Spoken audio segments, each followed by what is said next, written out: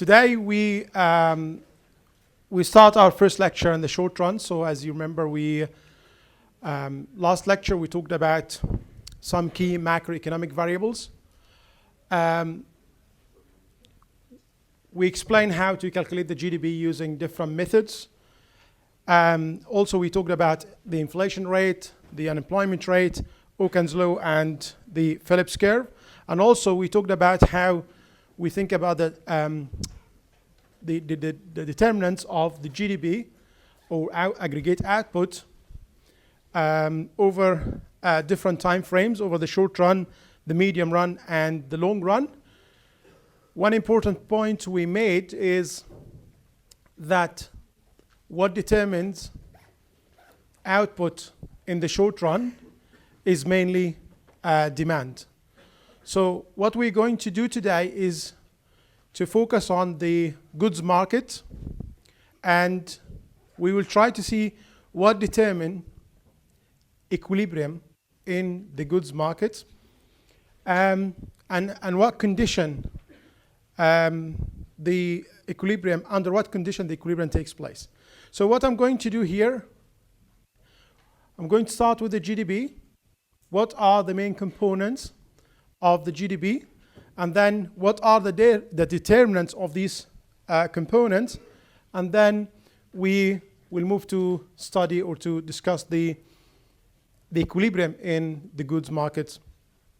So this is the first point I would like to cover today. So again, just to remind you, now we start with the short run. So the first two lectures, we just cover some very basic concepts about a number of macroeconomic variables.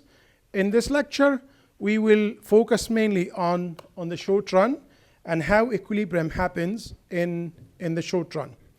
So to do so, I want to first look at some data. And then we'll take it from there and we'll see how the GDP can be decomposed into a number of components. So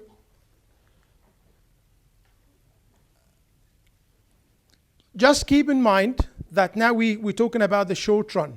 And in the short run, we talk about a few years. So any output fluctuation in the short run is attributed mainly to changes in demand. So what we need, if we want to understand this sort of fluctuations, then we need to think about demand. Okay? So in the short run, economists or macroeconomists focus on the interaction between these three variables: production, income, and demand. Okay? Because we said the fluctuation that happened in the short run happened mainly because of changes in demand. So let's just assume a scenario where demand drop for whatever reason, demand fall. Okay? So how firms going to react to that? Obviously, they will cut their production. Okay? So when they cut their production, that means they lay off workers or they close production lines. That means less income. So less demand means less production, means less income. And it goes on that way. So first of all, so changes in demand for goods, that would lead to changes in production. So firms and businesses will react to changes in demand. So if demand falls, that means production, we expect in the next period, production to fall as well. If demand increases, we expect production to increase. Okay? So firms and businesses basically react to demand. Okay? Remember, we're talking here about the short run. So they make their plans based on what they expect to be able to sell. So if they can't sell all of their production, obviously they have to adjust their plans. Or if they were able to sell all of their production, but there was still more demand, or the demand was higher, then again they need to adjust their plans next time, and they need to produce more to meet that demand. Okay? So basically, the production side, or firms and businesses, have to adjust their plans according to demand. Okay, so again, if demand falls or any changes in demand, that will lead to demand for goods, that will lead to changes in production. Changes in production obviously will lead to changes in income, as I said, because if businesses wanted or facing higher demand where they need to expand their production, that means they will create more jobs. They will hire more workers. So that means more income, okay? Or income will increase. The other way, the other scenario, if businesses have the demand for goods had fallen, so that means they need to cut jobs as well. So cutting jobs here means less income. So that will affect income. And again, that means another cycle, so that means will affect demand for goods as well. So that this sort of fluctuation happened in the short run. So this cycle or this adjustment happened in the short run. So as I said, I want to look at some data first. So what we're looking at here is the US GDP components. So I want to understand the main components from the demand side. Remember last time when we discussed how we calculate GDP, we said we can look at the GDP from the production side.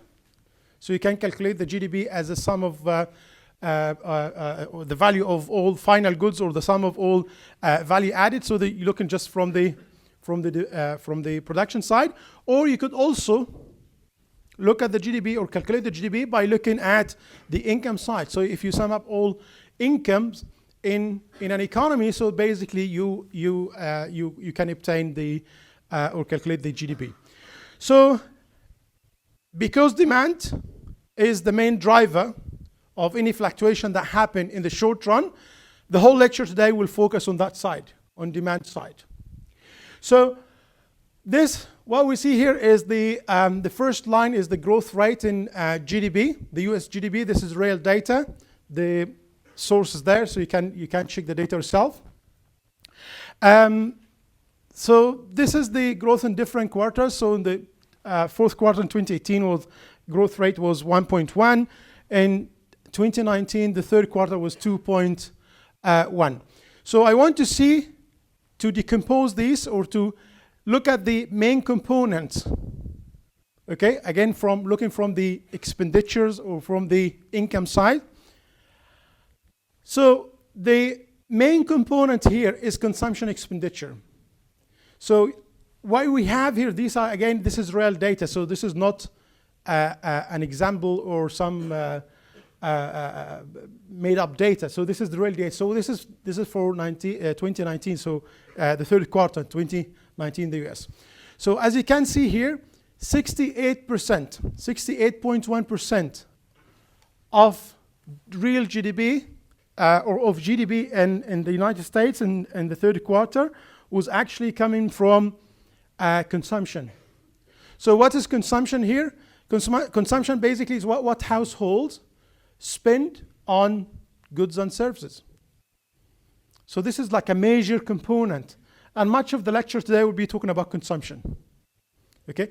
Because if you understand what determines consumption, then we would understand what determines a very important component of the GDP from the demand side. Okay? So consumption is very important. So as you can see here, it actually, if this is 100%, this is the share of GDP, is 68.1 in the third quarter 2019. So the second component is investment.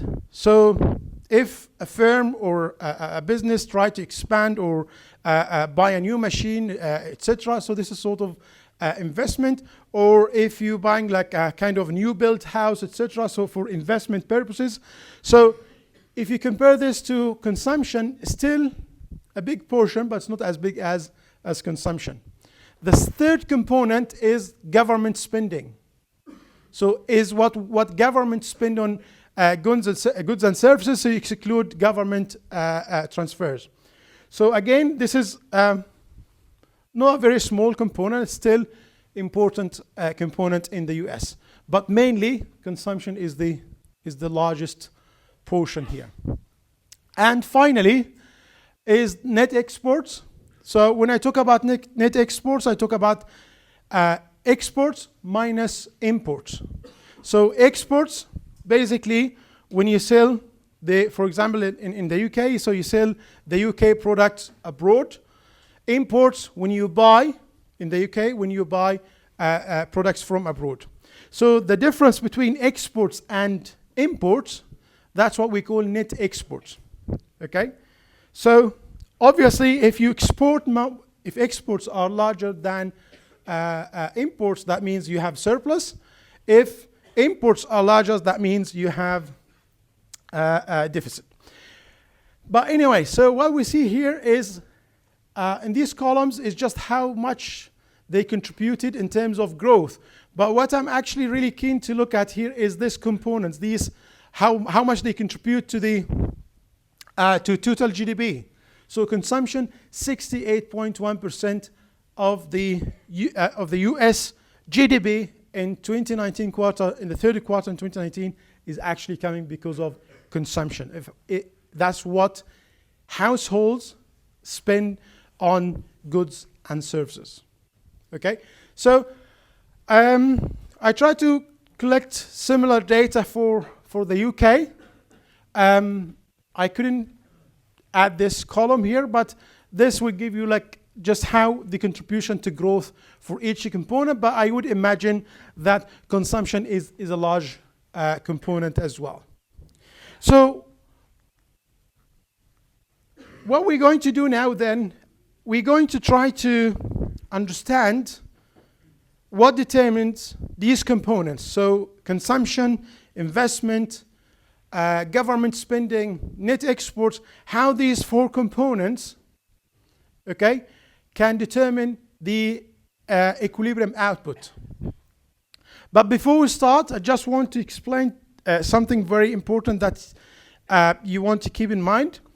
When in economics, as a macroeconomist, you usually use three tools to explain any idea, so which we're going to use today.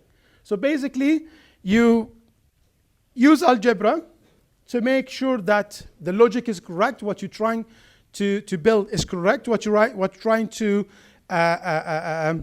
your assumptions and your conclusions are correct, so use algebra for that reason. And use graphs to show the intuition, and words to explain this. So that's what we're trying to do now. So basically, I'll try to start with algebra first, and then we'll move to how we can represent this using graphs, and then how we can explain this using words as well. One more thing to keep in mind, whenever you have a model, there are two types of variables in your models. One, which we call endogenous variable. So one type which we call endogenous variables, and these are determined within the model. So that means other variables in the model affect those variables. On the other side, there will be some exogenous variables. So exogenous variables means that you take them as given. Okay? So they are not determined within your model. So that means other variables in your model do not determine these sort of exogenous variables. So this will come clear when we talk about investment, for example, or we could think of government spending here, which actually we will do, as an exogenous variable. Basically, because the government, when they decide to increase their spending, they will do so. If they want to cut their spending, they will do so. So today's lecture, we will treat this variable, for example, as exogenous, that's determined outside the model. But we'll come back to this point later. So these are the steps. These are the three things I will be using in this lecture today. And keep in mind this, the difference between endogenous and exogenous variables, and we'll come back to these. So, as we said, fluctuations start from demand, or demand causes fluctuation in output, changes in output in the short run. So what we'll start with is, we start to understand, we already looked at the data and know that there are four components of the GDP. From the demand side, do you remember all these components? So consumption, investment, government spending, and net exports. So these are the four main components of the GDP, again, from the demand side. So we're looking at expenditures, basically. So how much households spend on consumption, how much firms spend on investment, how much the government spend, how much the difference between the X and IM, or the export and imports, which is we call the net export. So let's call the total demand for goods Z, which is equivalent to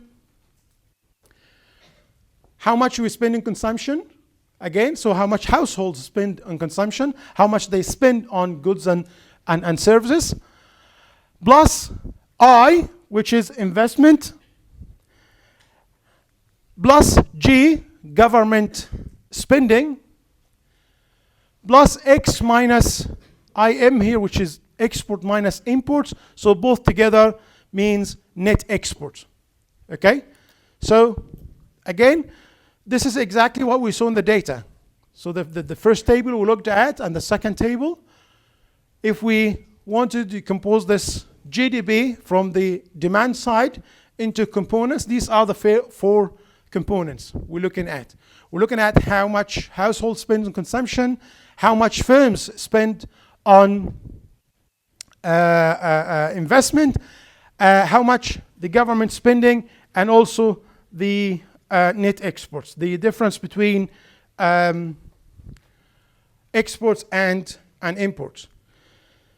So for today, we will assume that we have a closed economy, just to make things simpler, easier to understand. So for now, we will assume that a closed economy where there's no export or imports. Okay, so this part equals 0. So we'll focus today on this part of demand where Z equal or equivalent to C, consumption plus investment plus government spending only. So we just assume that this is a closed economy, so we wouldn't have export and imports will equal 0. So that means this equation here, or this identity here, define total demand for goods. Okay, so what we said before, we said this component here, the first component, consumption, is the largest component. That's the really very important component in the total demand for goods. So what we look at now, we want to understand what determined that fluctuation in this component, how this component is determined, and if we understand how this is determined, then we should understand what determines total demand, and based on that we would understand how this affects output. So let's start with the first component, consumption. So before we start to explain what consumption is, or what determines consumption, again, what are the main components of GDP? We're looking here from the demand side, okay? So we're looking at consumption, investment, government spending, and net exports. So we'll start with the first one, consumption. So what determines consumption? How you're going to decide whether you spend, how much you spend on goods and services, basically depend mainly on your income, mainly your disposable income. So the income that you can spend, so available to spend on goods and services. And this is a positive relationship, meaning if your disposable income increases, we would imagine that your consumption will increase too. Okay? So there's some sort of positive correlation between both. Okay? So what are you looking at now? So by the way, this is, so consumption here, this means is a function of. A function of means depends on. So it depends on, YG here is disposable income. Okay? And this is called a behavioral equation because it captures the behavior of consumers. So this is what would consumers do. So when their disposable income increases, we would imagine that their consumption expenditures will increase too. Okay? That's why you see this positive sign here. Again, this is a very general form of the equation, so it doesn't tell us more. So all what it tells us is that consumption is function of or depends on your disposable income, and this relationship is positive, or this association or correlation is positive. So if we assume that this relationship is linear, and that means we can write it in this form. So consumption equal C naught or C0 here plus C1 YD, and so this is the disposable income. So we have two parameters here. The first one, which is the level of consumption that you have to consume even if your income is zero. If your disposable income is zero, if this part is zero, you still need to survive. Still need to eat and drink. Okay? So C0 here, or say this C naught here, the first part of this equation or this parameter, define the level of consumption when the disposable income equals zero. How about this C1? This coefficient that is attached to the disposable income. This is called the marginal propensity to consume. And that's basically what it tells us is if your disposable income increased by £1, how much you're going to spend on consumption. So let's say if that C1 was 0.8, and by the way, the value of this C1 is going to be between 0 and 1. If it was 0.8, that means you're going to spend 80p from the £1 increase, the extra £1 that you had in your disposable income. So if, let's say, if your disposable income increased by £100 and C1 was 0.8, so that means you're going to spend £80 on consumption, okay, on consuming goods and services. So basically what C1 tells us, that's called marginal propensity to consume, it tells us the proportion of how much you're going to spend on goods and services from any additional income. So if your income or your disposable income increased by £1, how much of this £1 will go toward consuming goods and services. So it's very important to understand these two. Okay, so again, what we have here is, in words, it tells us that consumption depends on disposable income. Okay, and there is a level of consumption that regardless of your income, even if your income equals zero, even if your disposable income equals zero, you have to consume to survive. Okay, and C1 tell us again how much you would, if you have an increase or if you have extra £1, how much of that is going to go to consume goods and services. As I said before, so we use algebra to show the relationship between both, and also we use graphs. Okay, so what I'm going to show you now is the consumption function. So again, we just call this consumption function. This is the general form. This is the linear form. So this is what you can call the behavior equation. This, it tells you, or put this general form in a linear form. So linear form means that when you draw it, it's going to be a straight line. So what we have here, we have disposable income on the horizontal axis and consumption, how much you consume, on the vertical axis. And this upward slope line or curve, that means this represent, or this red line here represent the consumption function, and this C note here, this is when your disposable income equals zero, this is the level of consumption. It's going to be this. So it's not going to go below this. This is the minimum. That's when your income, disposable income equals zero. And of course, the slope of this line is the marginal propensity to consume, or C1. So if this C0 increased or decreased, so that means this line will shift. So it will have the same slope, but will shift either up up or down depending on this has increased or decreased. So if for a higher level of C0, that means this line will shift up, or for a lower level of this, that means this will shift down. So it will shift the entire line down if C0 is lower value. Okay, so basically what we have here just again is a graphical representation of what you see here on the board here. So C equal C0 plus C1 YG. Is this clear? Okay, I hope so. Please, if you have any question, don't wait until I ask whether you have questions or not. Just stop me. Okay, I'm happy to repeat any part and explain anything it didn't sound clear to you. Okay?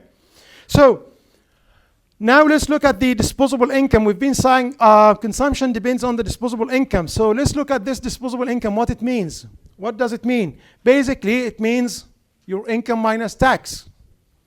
Okay? So disposable income is the income that is available for you to use for to spend on consumption or consuming goods and services. So in this case, YD here, the disposable income, again, is the equivalence. There's another identity here, is Y. So this is your income minus tax, or minus T here, which basically taxes minus any government transfers. Okay? So we're going to replace this in the consumption function. So we have the consumption function here. We know that C equals C naught plus C1 YD. So basically, and we know YD equal Y minus T. So we're going to replace this in the consumption function. So that is what we have here is the consumption function again. So what it says exactly the same thing. The only thing we did here, just we expanded this because we know that the disposable income is Y minus T. Okay? Okay, so this is the first component. So now we understand this is the large component, the consumption expenditure. We know what determines consumption. So what determines consumption here? So we have some level of consumption that is not dependent on income. Okay, remember which part is that? Which part that is not dependent on income? Exactly, the C0 part. This part is independent. So it doesn't depend on income level. So even if your income equals 0, you still need to eat and drink. You still need to survive. Okay, and that applies to the all households. Okay, so there's a level of consumption that is not dependent on income. And the other level is dependent on income, or the other part is dependent on income, and mainly the disposable income. So what is the disposable income again? It's Y minus T. It's the income minus tax. Okay, so now let's look at the total picture now again. What we're trying to do here, we're trying to understand what determine output, aggregate output, or GDP. Because we're looking at the short run, so we're looking at the components from the demand, the total demand. And we decompose that total demand into 4 components. The largest one is consumption. Okay? The other components are investment, government spending, and net exports. Today, we said we will assume that it's a closed economy. Just to make things simpler, we're just going to drop that part. So we assume that net exports equals 0. So we're left with consumption, investment, and government spending. Remember when I told you, when you have a model, some of your variables will be endogenous, so they are determined within the model. Some of them are exogenous. For now, we will assume that investment is exogenous variable. So that means we take it as it is. Okay? So that's why you see this I bar. So this bar means it's just exogenous. It's not determined within this model. Okay? For now, we'll assume this. And also, we'll assume that firms do not hold inventories. This is a very important assumption. Why?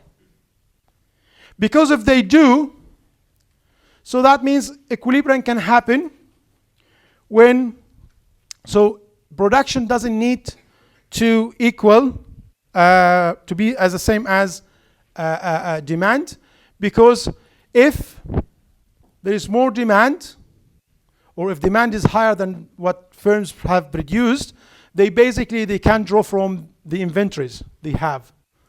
Or if demand was below or was less than what they have produced, then basically they accumulate inventories. So they have positive inventories. So they just increase their inventories.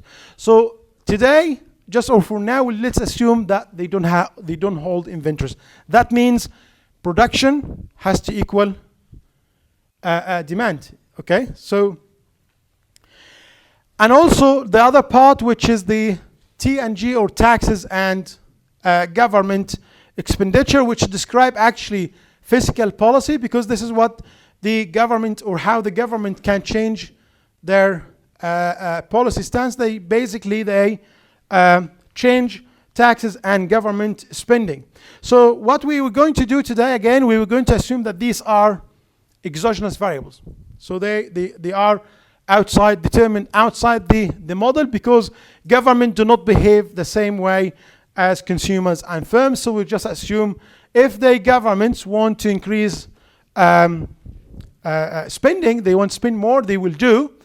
Or if they want to cut their spending, they will do. So this is why we treat this as exogenous variable. So far what we have here, let's go back to the big picture again. We're talking about the total demand. Why we're talking about the total demand? Because we are talking about the short run, and we understand that fluctuation in output in the short run is determined mainly by demand. So we want to understand demand. We want to understand demand for goods. Why, or what determines this demand for goods? So we decompose this into 4 components: consumption, investment, government spending, and net exports. We dropped net exports for today. We said we just assume this is a closed economy just to make things easy. So we have 3 components left now. So we talk about consumption. We know what determines consumption. Consumption basically, or mainly, dependent on, or depend on, there's part of consumption that is doesn't depend on income, and there's part of the consumption that depends on disposable income. And we understand what disposable income means. It's basically income minus tax, or Y minus T. So the assumptions we made now on this slide, that investment is exogenous, so it's not determined within this model. We also assume that government spending and taxes are variables that are exogenous, that are mean that we take them as they are, we take them given, and we don't treat them as endogenous, so they're not determined within this model.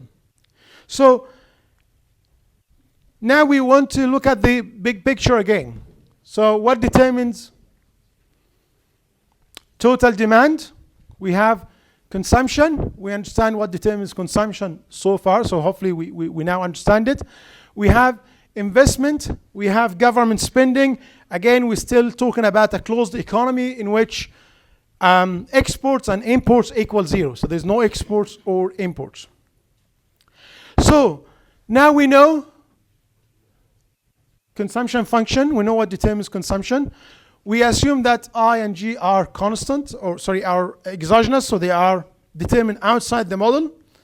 So that means we can replace this C and I in this equation. So the first part, which I wrote now, is the consumption function. Remember, this is the consumption function. So this is C, which is C0 plus C1, Y minus T. That's the consumption function. So we know what determines consumption. And then we also assume that I is exogenous, and the same applies to G. Okay? I should have put a bar here on G as well, but because we will just assume that this government spending is exogenous variable, so that's why we were not going to change this later. So that's why I just for simplicity, I just took it out. But because we're going to change this later, so you know that for now, we assume that investment is exogenous.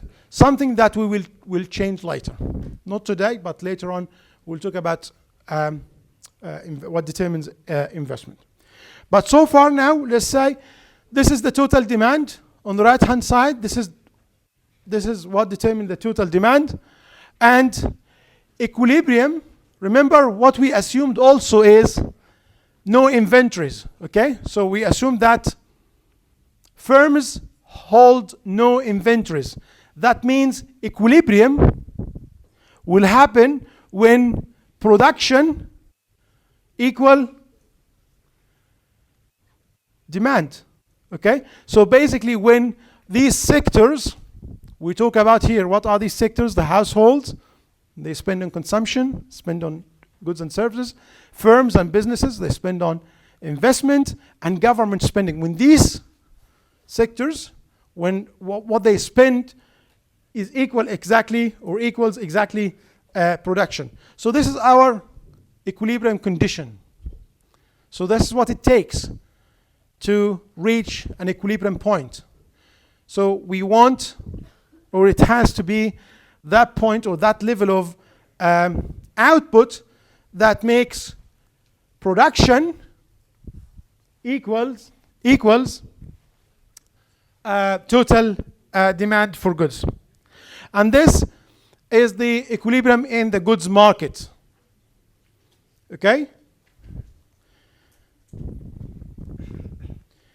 So basically now we know what Z is. So this is Z, this equation. So what we're going to do, we're going just to replace this here, replace this Z with this, the right-hand side in this equation. So this will give us this equation. So what is this again? So this is production on the left-hand side, and on the right-hand side we have total demand.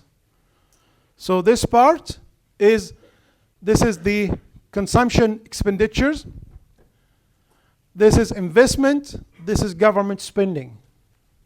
So for equilibrium to happen, these has to be equal.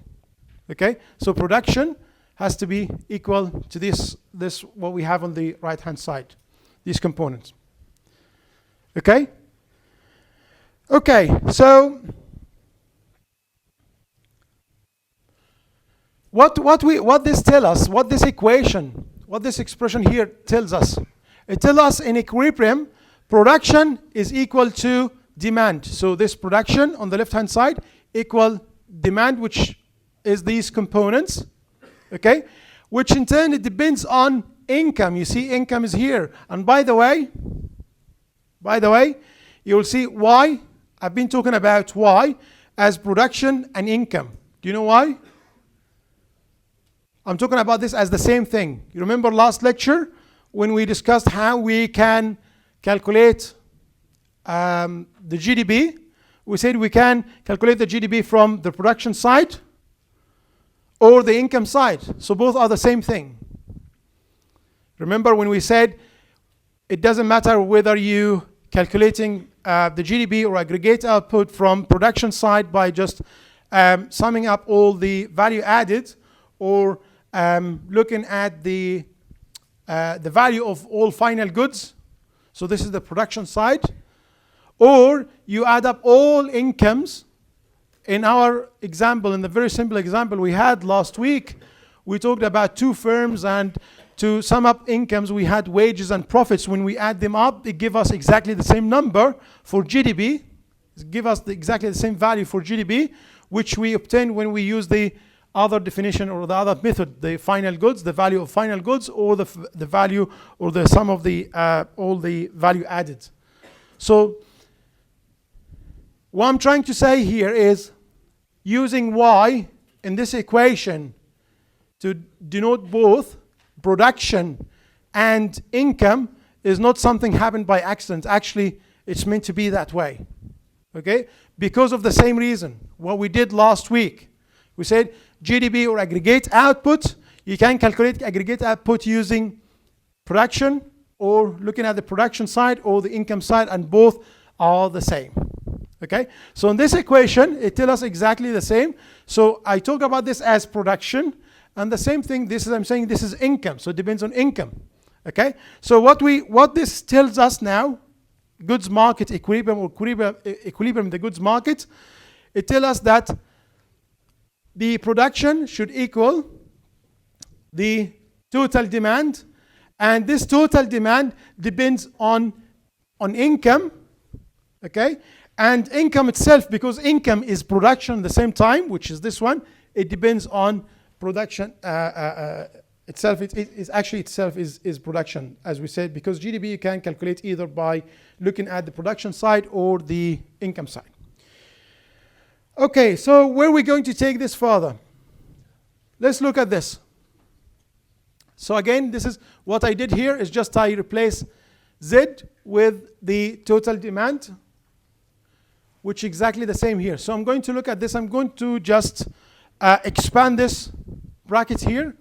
So basically what you need to do, just multiply C1 by Y, C1 times T as well. So this is the first one, and this is the second part. And then, so this is all what I did here. So all what I did, I just expanded this bracket here. So C1 times Y minus C1 times T. Okay.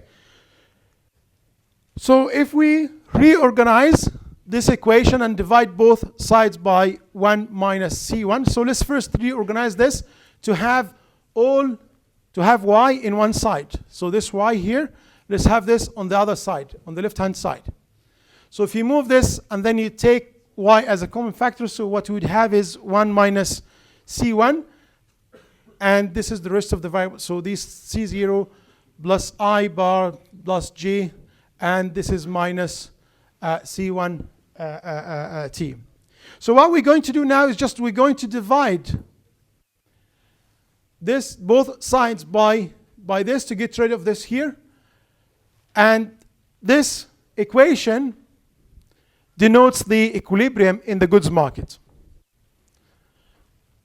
This equation here, so what we have here, this expression that tells us the equilibrium output in the goods market. So this is Y is the equilibrium output. And what determines this equilibrium output is on this side, on the right-hand side. Okay? So, before I just carry on, before I move on to look at autonomous spending and what the multiplier means, let's just hold on for a second and just go back to what we did. Okay? Oops. Let's just summarize what we tried to do today. So what we tried to do today, we basically trying to build on what we discussed last week. What determines output in the short run? So last time we said what determines output in the short run is mainly demand. So changes in output in the short run is mainly dependent on demand. So demand level. So changes in demand will change production, and change in production will change income, and then that will change demand again. So we tried to look at the demand side, and we looked at the main components of GDP from the demand side. We decomposed this into consumption expenditures, or what households spend on goods and services, investment, and again this is what firms spend, government spending, and net exports, exports minus imports. And from the data we've seen that consumption is a very important component of GDP, of total demand. Then we try to look at we just express the total demand in this identity. So Z here is the total demand for goods and services. And that exactly, these are exactly the components we just discussed now. Consumption plus investment plus government spending and net export. So today we assume we have a closed economy, so no exports, no imports. So this is what determines our total demand in this case. And this from there, we started talking about each one of these components. So with investment and government spending, we assume that they are exogenous, they are determined outside the model. But we looked at what determines consumption. Consumption depends mainly on disposable income.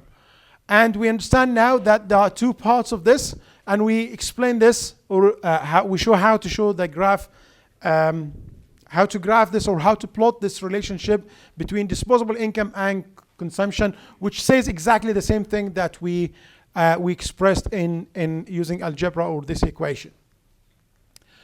Then, as I said, we talked about these. What disposable income is y minus t, or income minus taxes minus government transfers. We try to put all these elements together, and then from here we try to drive equilibrium. And because we assume that there's no inventories, or the equilibrium condition would be that production equal total demand for goods, from there we were able to drive this equation here, which define equilibrium in the goods market. In the next lecture, we'll talk more about the multiplier, we'll talk about autonomous spending, and then we'll talk about investment and saving. Any questions? Thank you.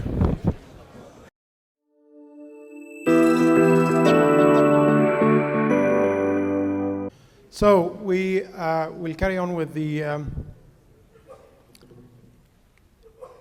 goods market.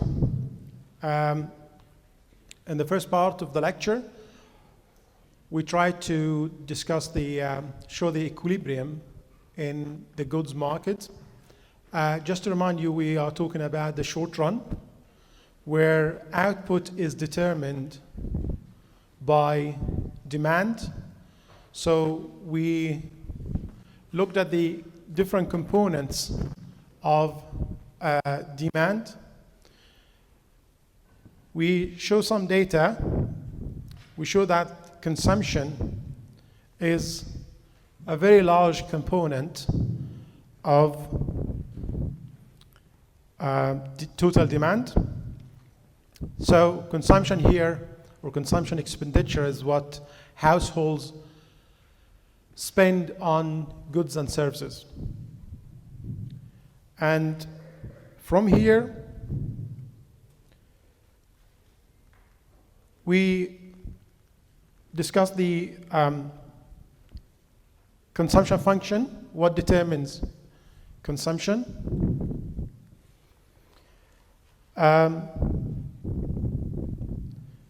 We explained that consumption depends on disposable income, YD, and we followed that. We represented the consumption function using, we show how to do that in a graph. And we looked at we drive the equilibrium condition in the goods markets. So, and that was the equation. So what we see here is Y, output level at equilibrium, is determined by this equation. So what we want to do next now is to look at this equation more closely. And if you look at this part between brackets, this is what we call the autonomous spending.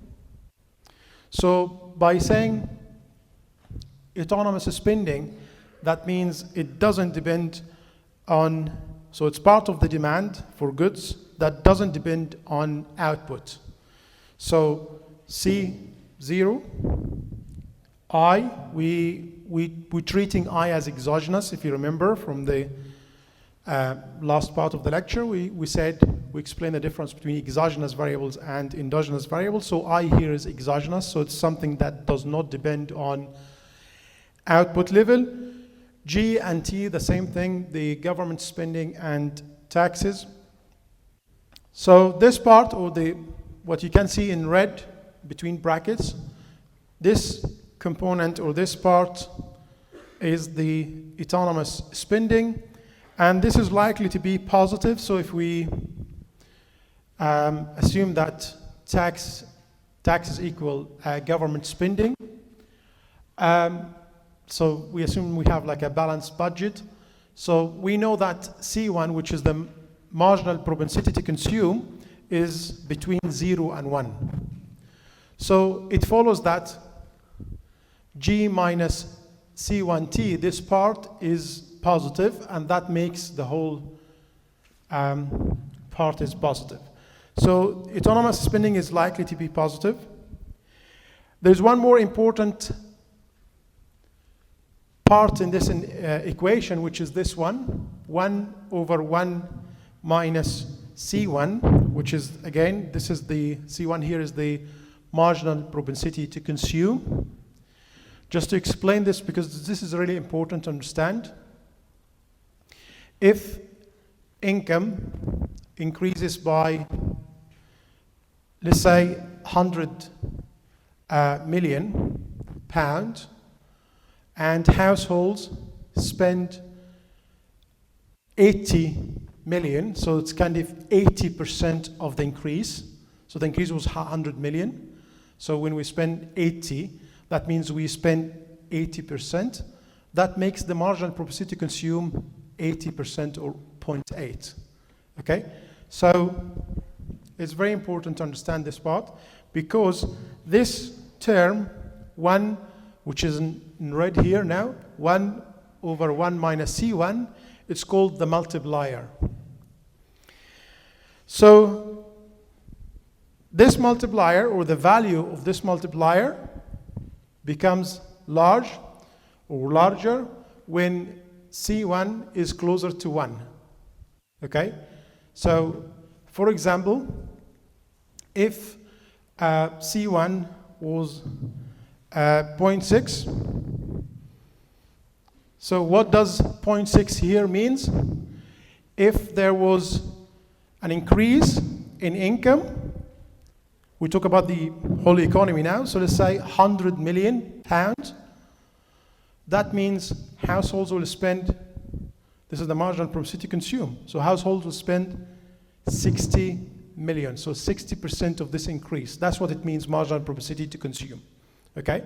So in such case, the multiplier will be 1 over 1 minus 0.6.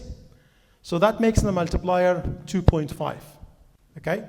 So if C1, if the marginal propensity to consume was 0.8, how much would the multiplier be? Would be 5. So it gets larger. Why? Because it's 1 over 1 minus 0.8, which means 1 over 0.2, which gives you 5. So it's larger than the multiplier when C1 equal 0.6. So the idea here is, okay, so this term here, the multiplier, becomes larger when the marginal propensity to consume is closer to 1. So what is the significance or the importance of this multiplier? It tells you how much, if there's an increase in one of these components here, the autonomous components here, this part, how much Y will increase. Okay? So in this example, C1, the marginal propensity to consume is 0.6 and the multiplier is 2.5. So that means if there was an increase of consumption by 1 billion pound, that means the total effect on the output is not going to be 1 billion pounds, actually going to be 1 billion pound times 2.5. 2.5 here is the multiplier. And the idea here is very simple. When you spend, let's say your income increased by £100, and let's say the marginal propensity to consume was 80%. Okay, so it was 0.8. So what does that mean? It means you will spend £80 out of this increase, the £100 increase in your income. But when you spend, this is spending from your side, yeah? But those who receive this payment, it's actually income for them. Okay? So I met one of you, like before we came to the lecture, I said, when you go to a coffee shop, you spend £2, this is for you is spending, but for them is income. Okay? And it goes on that way. So let me just, this is the first round. So your income increased by £100, you spend £80. Those who receive the £80, their income increased by £80 because you spend £80. Then they will spend £64, which is the 80% of the £80. And that cycle will go on until that effect will disappear.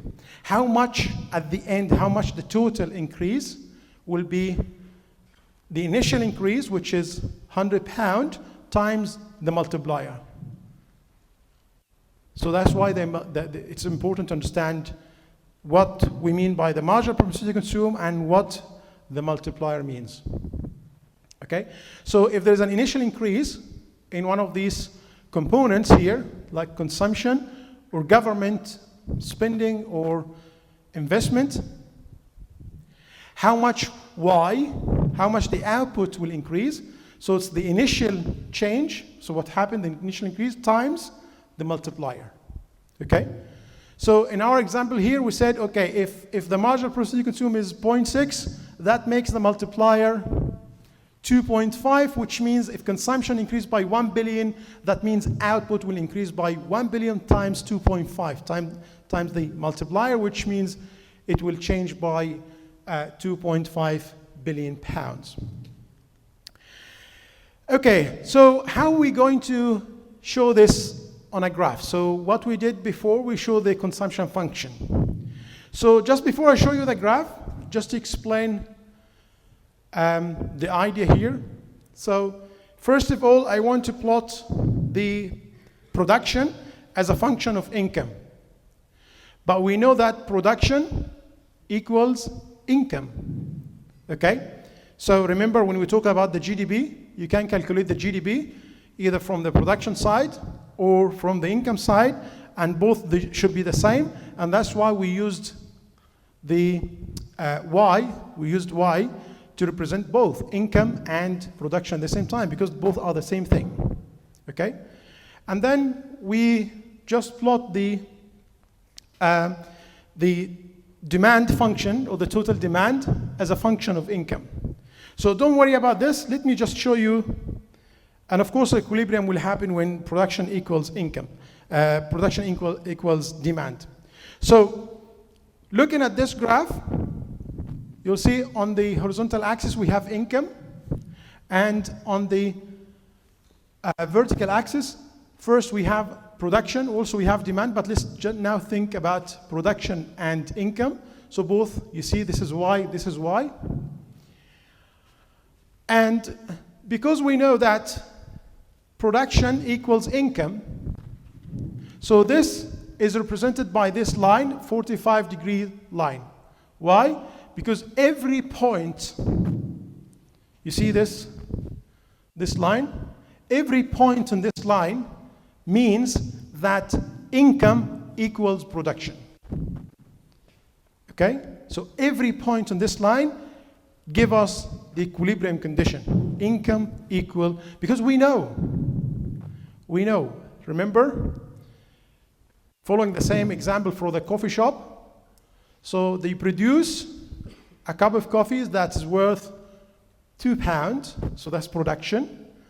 And from the other side, you spend £2 on coffee. So that's income. Okay, so you have one side is production, one side is income, and both are the same thing. So it's like you're looking at two sides of one coin, of the same coin. Okay? That's why this equality here is represented by the 45-degree line. So every point on that line give us what or show that, or tell us that here, these points represent the points where income equal production, and this is something by definition, we know that. And the red line here represents the total demand function. Remember, the total demand function here, Z, which we could actually, which I tried to, just rearrange this total demand function, which is two parts. One part, which is the autonomous spending, between brackets here, plus this term here, which depends on income. So it tells us that total demand for goods, there's one part which is autonomous spending, so it doesn't depend on income, and income. So this is exactly what we have in this graph. So if you look at this part, so when income equals 0, this is how much the total demand will be exactly the autonomous spending, okay? Which is this intercept with the vertical line. So this point. So this is how much the autonomous spending is, okay? And then the slope of this line is the marginal propensity to consume, remember? That's why I said it's very important to understand what we mean by the marginal propensity to consume. So as a concept, you need to understand that. Okay? So the slope of this is the marginal propensity to consume. And the equilibrium point that we're looking for here is where total demand equal production, or Y equals Z. So Y here is the total demand. Y here is the production, and Z is the total demand. So this is point A. So this is the equilibrium point. So that means at this point, this is the equilibrium output. Before that point, you'll see that the red line above this line, which means demand is higher than, so the total demand for goods is higher than production. Beyond this point, you'll see that the red line is below production, which means the total demand for goods is less than production.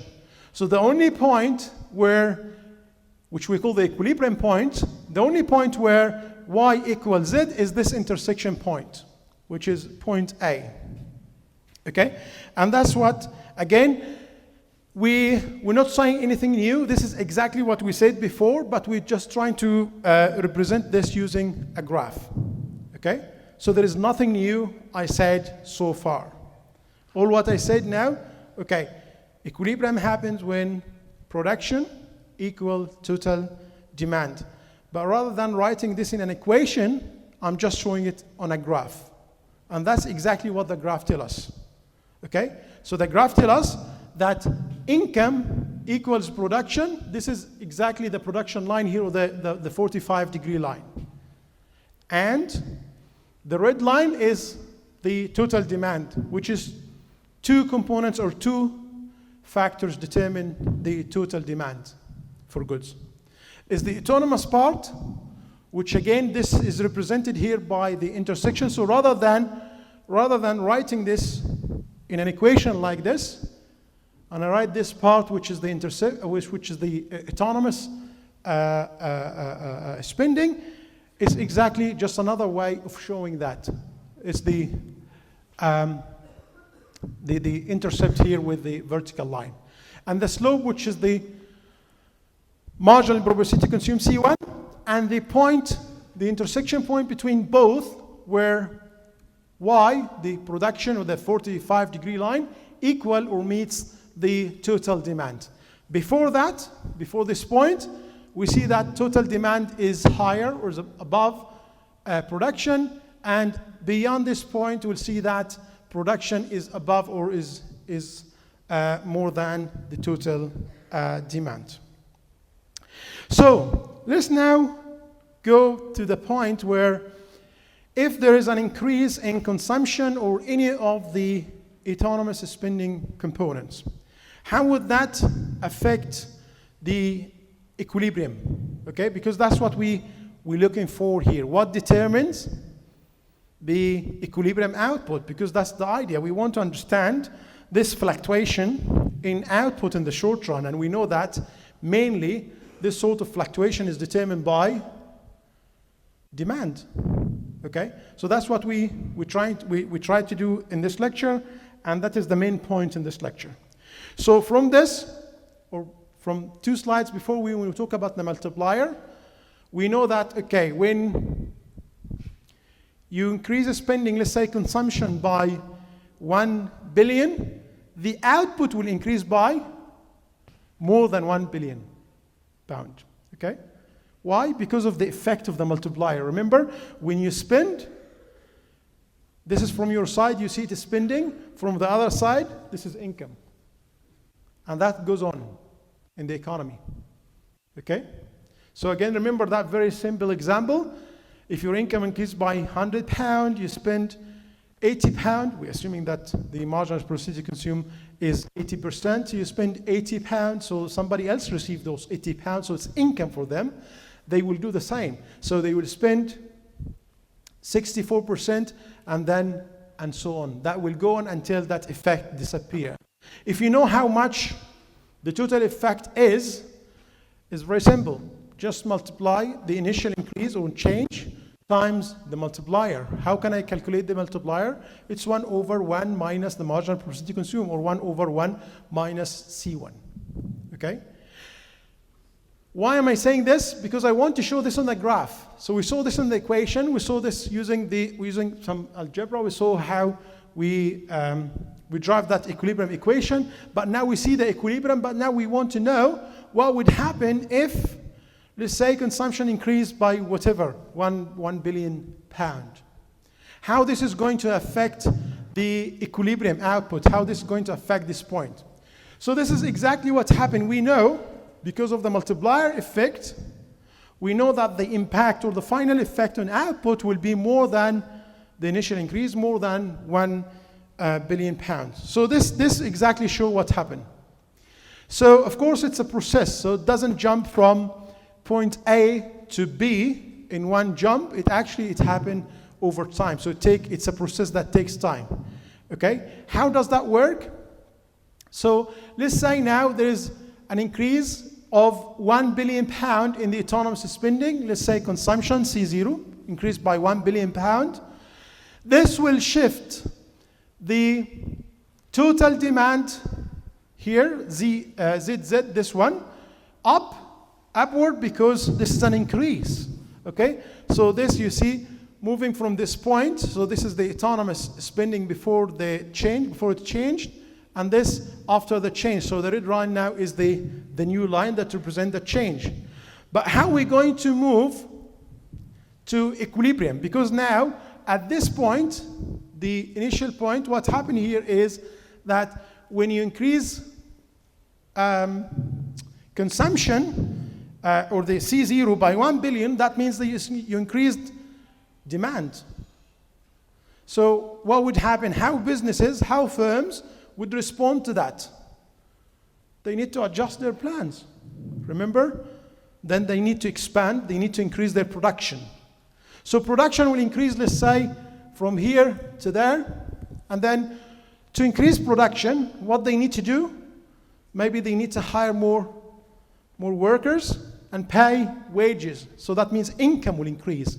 So income will increase, will move from this point to this point, but still demand is above. You see, even at point C, demand still above at this point. Demand still above production. So we're still not at the equilibrium point.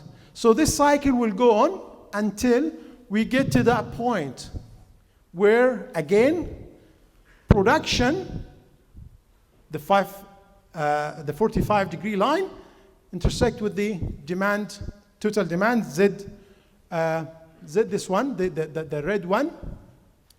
So, and at the end, so the total change here, this is larger than this.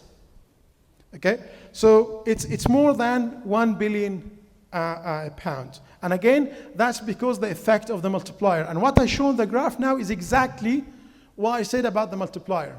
So incoming, when demand increases, then production increase, and then income increases, and again demand increase again, and that will carry on until the effect of the multiplier will die out.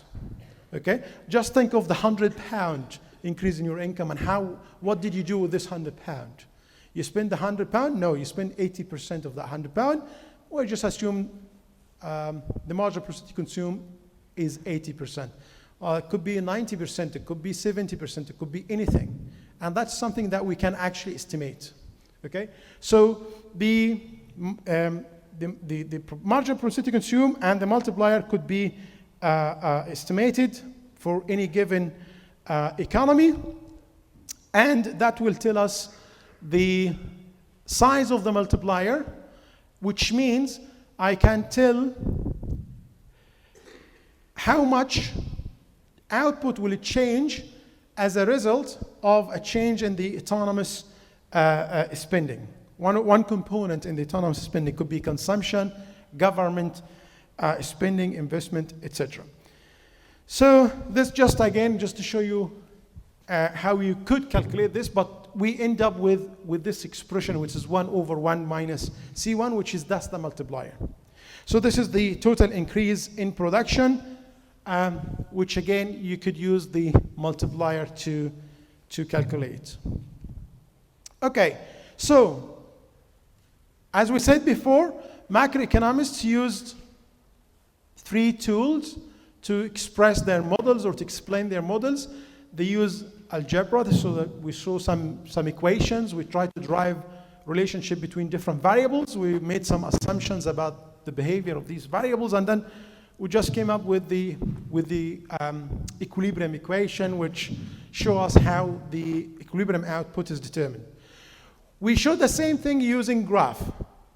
You could also explain that using words. And that's exactly what I'm repeating myself again, by the way. So when I show you the graph, I repeated exactly what I did in the first part of the lecture. So I didn't say anything new. I just presented that in a different way, just showing the graph, how to show that on the graph. Okay? So what I showed in the equation, using equations in the first part of the lecture, I just showed to you here using a graph.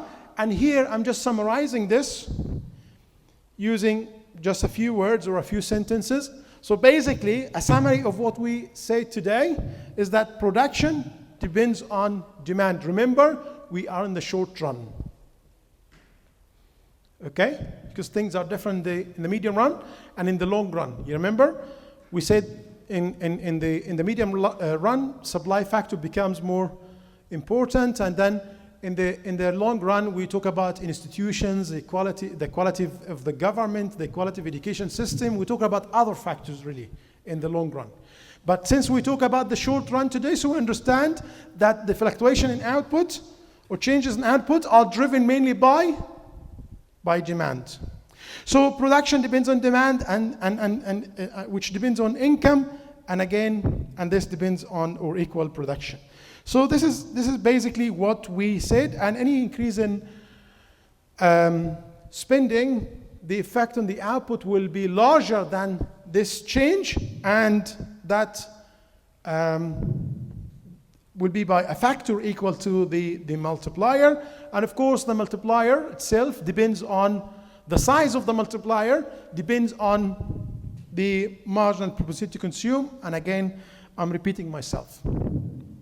So nothing really new, and as I said before, the multiplier can be estimated using econometrics, and this is something we're not going to do. Okay, so this adjustment or this process, as I said before, you don't jump from point A to point B. It actually happened through a process. So when we show this on the graph, we show that, okay, if this increase from A to B, and this is like the first round increase in production, and then this is a first round B to C. This is, again, a first round increase from in income, and that will repeat until we get to this point.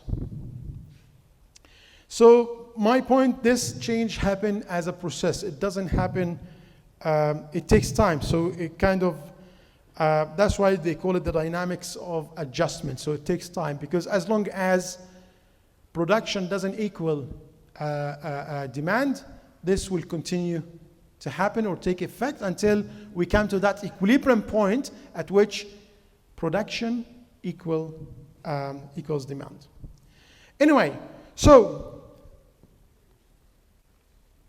hopefully now you know what determines equilibrium output.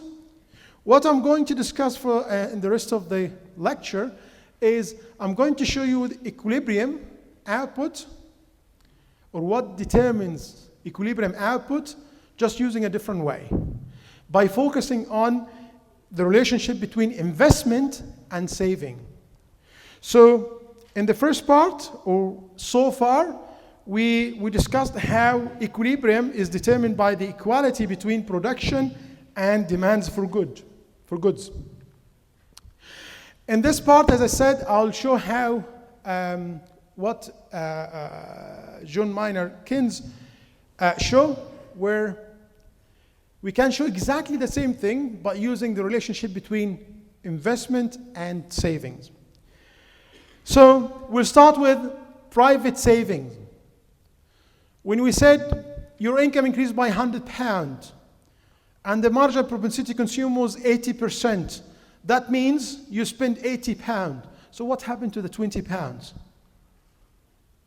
So your income increased by 100, you spent 80. You didn't spend £100, you spent £80. So the £20 is your savings. So that's exactly this equation, or this identity here. Okay? So savings basically is equivalent to your disposable income minus consumption. Okay? So if your income is £1,000, you spend £800, that means you save £200. Okay? So that's very easy to understand. And of course, we know that disposable income is Y minus T, is income minus tax. On the other side, this is private savings. Public saving is the difference between tax and government spending, T minus G. So the government collect tax and spend on different goods and services. So the difference between both is public savings. So what we have here is private saving, basically is Y minus T minus C. And we know that public saving is is T minus G. And of course, if that is positive, that means the government run a budget surplus. And if this is negative, that means the government run a budget deficit. Okay, so how are we going to link this to investment? Let's go back to the equilibrium equation. So remember, we excluded the outside world, or the export and imports. We assumed that these equal 0. And we said, okay, equilibrium happen when Y, production, equals total demand. Total demand here is consumption plus investment plus government spending. We just dropped the net export for today, just to simplify things. So let's subtract T, taxes, from both sides and move consumption to the left side. This will give us this expression where Y minus T minus C equal I plus G minus T. So look at the left-hand side. What is the left-hand side? What's the left-hand side in this equation? Y minus T minus C. Y minus T is disposable income. Income minus consumption. What does that give us? Savings. Remember? This is what we said here. Savings. This is Y minus T minus C. So the left-hand side here is simply saving. So it's very simple then. So we can actually replace this with saving. So this part, this left-hand side is saving. And this is exactly what we did here. So that means saving equal I plus G minus T. All what we need to do is just to rearrange this. You could have I here. So we have I on the left-hand side. What we have on the right-hand side, can anyone tell me? S is private saving, and T minus G, public saving. So what does that tell us? It tells us at equilibrium, okay, so this is the condition here. So at equilibrium, investment, so this is the total investment you see, should equal saving. Because this is private saving, this is public saving. Okay, and this is what we call the IS relationship, and that's what we, that's one way to explain equilibrium in the goods market. So it happened at this point when investment equals savings. Okay, so investment equal saving. Is that clear? So again, we just chose the same thing. So up to this point, or before we talked about saving and investment, we just tried to explain equilibrium output based on one condition, which is production equal demand. So now we just explaining the same equilibrium, but just using the relationship between investment and saving. So that means you could, these are the same ways. So you could state the condition for equilibrium in any one of these ways. They are equivalent, they are the same. So production equal demand, or investment equal saving. And I hope you get this from how we drive this from the saving and investment. So we could also use this to explain the propensity to save, because the propensity to consume, what did we say? We said if you have £100, if you spend, if your income increases by £100 and then you spend £80, that makes the propensity to consume 80%. Well, at the same time, it means the propensity to save is 20%. Is that right or not? Not? If your income increased by £100, you spend £80, that means you saved £20. Okay? So if that makes marginal propensity to consume 80%, it also means that the marginal propensity to save is 20%. Okay? So they should complement, like both, the sum of both should equal 1 or 100%. Okay? So we will show this. We know this from before. Saving equal Y minus T, the disposable income, minus C. So if you spend £100, sorry, if your income is £100, you spend £80, so it's Y minus YD minus C. So, but we know the consumption function, so this part is the consumption. So we replace C with C0 minus C1 times Y minus T. And from there, we could actually rearrange this to get S on the right, on the left-hand side, and this will give us the saving function. So what this tells us again, it tells us that saving has two components here. This is the autonomous component here, but this one is the one that depends on income. But this one here, this term 1 minus C1, this is, what is this? Is the marginal propensity to save. So what is the marginal propensity to consume? So the propensity to consume is C1. Okay? If you spend £80, when your income increases £100 and you spend £80, that makes marginal propensity to consume 80%. At the same time, it makes the marginal propensity to save 20%. So basically, it's 1 minus the marginal propensity to consume is 1 minus C1, which is exactly what we show here. Okay? So marginal propensity to consume plus marginal propensity to save equal 1. Okay, or 100% of the increase. So as I said, so 1 minus C1, or 1 minus the propensity to consume, equals or give us the propensity to save. One more thing before we go. I'll show you how to drive the same equilibrium equation, which we discussed earlier. I'm just going to show you what I mean. This one. How to use this relationship between investment and saving to drive the exact same equation. And I'll finish with this. Okay?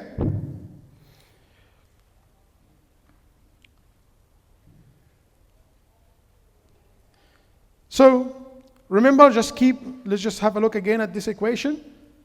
This is the equilibrium output. This is the equation that we drive before using the condition that says that at equilibrium, production should equal demand. So we use that condition to drive this equation. So what I'm about to do now, I want to show you how to use the investment equal saving to drive the exact same equation. Equilibrium output for the equilibrium output.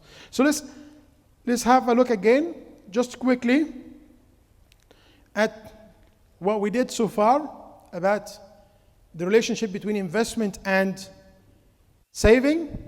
So hopefully by now you know that saving equal, or the disposable income minus consumption, and we know that disposable income Y minus T minus C, and from here we show also the public savings, but in this slide we show that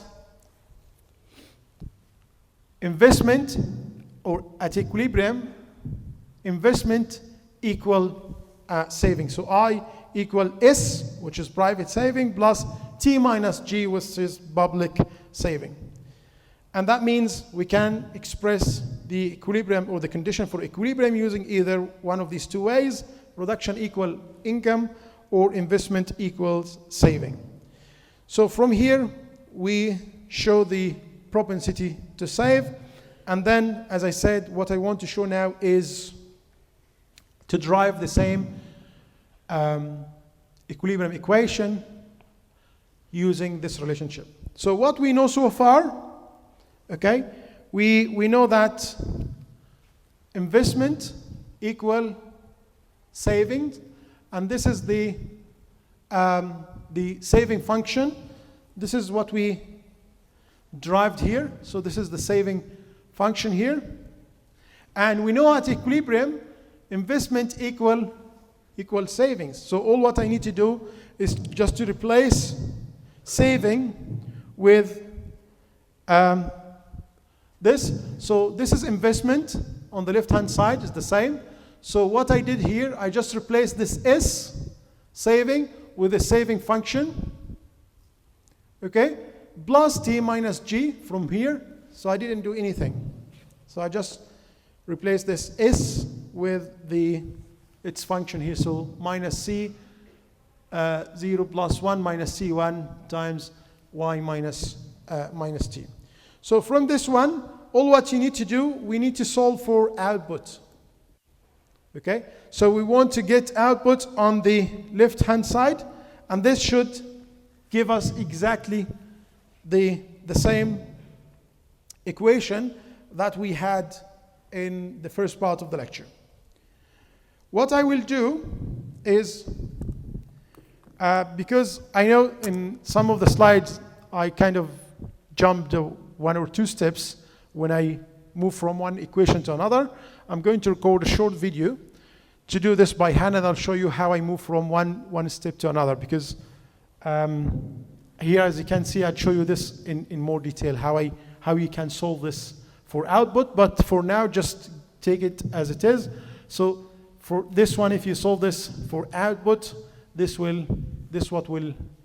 will get, which again, it's the same equation that we had for output, for equilibrium output, when we followed the condition, or when we applied the condition that production should equal demand. So the first part of the lecture, we talk about the condition for equilibrium. Again, remember, we talk about the short run. Okay? So production equal demand. You can get the same thing by following or by applying the condition in a different way, by focusing on the relationship between investment and savings. Is this clear? Do you have any questions? Okay, so that summarizes what we did today about the goods market. So again, we looked at different components of the GDP. We look at the demand side, or the total demand, consumption plus investment plus government spending plus net exports. Remember that we assumed a closed economy, so we dropped net export for now. And we studied what determined consumption and how we can use that. We made some assumption about investment and government spending, that they are exogenous. We use that to derive the equilibrium equation, which you see here, which again we derived again using the relationship between investment and savings. So this is what we covered today. So this is the IS, what we call the IS relation, or the equilibrium in the goods market. So this is covered in chapter 3 in the textbook. Next time when we meet, we will cover financial markets. And if you could read chapter 4 to prepare for the next lecture, will be helpful. As I said, I'll post a short video to explain some of the steps that I did today again. But if you have any questions, anything that you didn't understand today, please email me or come and talk to me. Okay, I'm happy to do this one by one. I don't mind. To meet you one by one, it's fine. I don't mind. Okay, and I'll repeat this again. I'll do it in a video again. Thank you so much, and I'll see you next time.